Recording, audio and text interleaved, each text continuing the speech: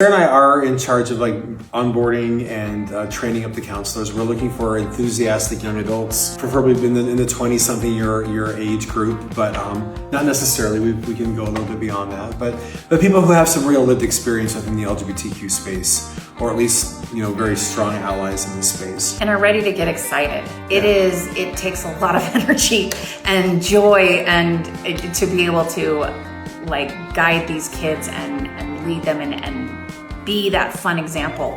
And so that's a real good. And we want the fun, we want the excitement, but we're looking for people who've thought things through, who have spent some time working on themselves and have gotten to kind of a healthier place. Not perfect, like I'm not even perfect, but to get to a place where you kind of know yourself well enough that you can kind of impart that with other people. Yeah, the counselors will pair up and they will have their own pride group of kids that they will mentor and help as a pair of counselors together. We want the two counselors to have different viewpoints and ideas so that there can be good discussion and good thought within each pride. Mm-hmm. Yeah, and then when the prides break out from the larger groups, they will function as sort of a place where they can have more personalized discussions, where it's more individualized, where topics can be talked about that really pertain to just those few kids in each of the prides. That way they get the big information, but they also get time with these small groups that will function as a way to make it as individual as possible.